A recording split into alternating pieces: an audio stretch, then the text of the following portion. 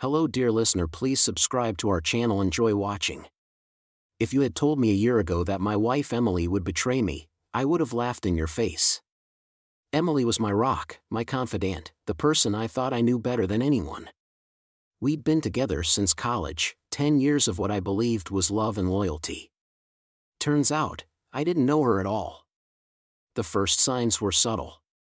Emily had started working late more often, always blaming big campaigns or last-minute client demands. Then there was her sudden obsession with the gym. She'd never been the workout type, but now she was coming home sweaty, energized, and, most suspiciously, glowing. At first, I chalked it up to the usual self-improvement stuff. But things didn't add up. She started wearing perfume to the gym, carrying her phone everywhere, and texting constantly while flashing me that guarded smile. It wasn't just in my head. Something was going on. One Friday evening, she left her work bag on the couch. Normally, she was meticulous about it, always zipping it up and keeping it close.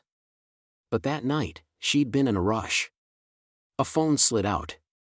Not her usual phone, though. This one was slimmer, newer, and locked with a code. My heart sank. Why would Emily need a second phone? I stared at it for a long moment before picking it up. The screen lit up with a notification, *Ace, can't wait to see you again tomorrow, babe. I stood there, frozen. My wife, my Emily, was texting another man. And worse, she was calling him babe. I didn't confront her. Not yet. Confrontation without evidence is like playing poker with an empty hand. I needed proof. Something undeniable. Something that would make her lies crumble on their own. For the next week, I became the perfect husband. Attentive, loving, unbothered. All the while, I was in detective mode. I installed a tracking app on her main phone, which mirrored her messages and calls onto my device. I placed a GPS tracker in her car, too. Every night while she slept, I went through her chats, looking for anything that would confirm what I'd already seen. It didn't take long to piece it together. Her gym trainer, Ace, was more than a coach. He was her lover. Their texts were sickeningly sweet at first, flirty emojis, suggestive jokes. But they quickly became explicit. Worse, they joked about me. "Matt has no clue," she wrote once. I could tell him I'm working late every night, and he'd just nod. The betrayal cut deep. I knew I had to meet this Ace guy. Not to confront him, at least not yet, but to understand the type of man who thought he could steal someone else's wife without consequences. Ace worked at a gym not far from my office, so I signed up and booked a training session. When we met, I couldn't believe Emily had fallen for him. He was cocky and shallow, the type who flexed his biceps mid-conversation.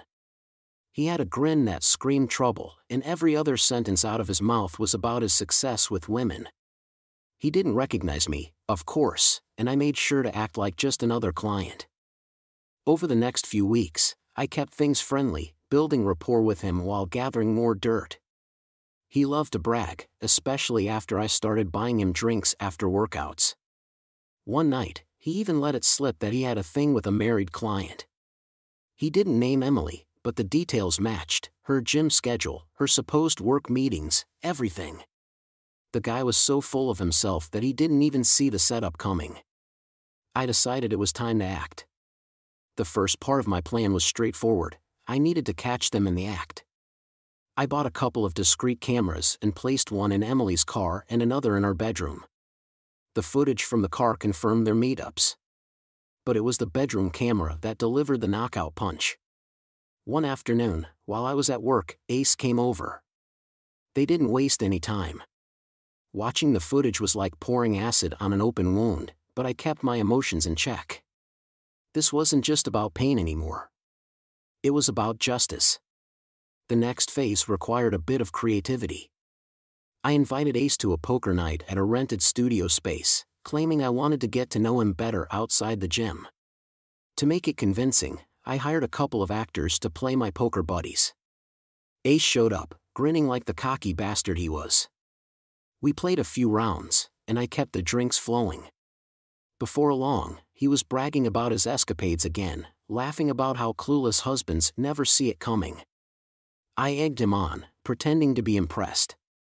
He got bolder with every drink. Then came the moment I'd been waiting for. "Man," I said, shaking my head, "I think my wife might be cheating on me. Any advice?" He laughed, slurring slightly. "Women, man. They'll do what they want. You just gotta enjoy the ride while it lasts." I pressed him further, and he started describing Emily without naming her. My phone, recording the entire exchange from my pocket, caught every damning word. The following week, I set the stage at home. When Emily came back from one of her late meetings, I had a laptop waiting on the dining room table. On it, the poker night recording was ready to play. Next to it was a folder with screenshots of her texts, GPS logs, and even stills from the bedroom camera footage. She walked in, smiling as if nothing was wrong, but froze when she saw the setup. "What's this?" she asked, her voice trembling. "Press play," I said coldly. She did. Her face went pale as Ace's drunken voice filled the room. She didn't even finish the video before turning to me, tears streaming down her face. "Matt, I interrupted, shoving a stack of papers into her hands. "Divorce. Sign them." She begged, cried, tried to explain, but I didn't budge. I told her to pack her things and leave. Ace? He didn't get off easy, either. I sent the poker night recording to his gym's management, along with screenshots of his texts to Emily. Within 24 hours, he was fired. I didn't stop there.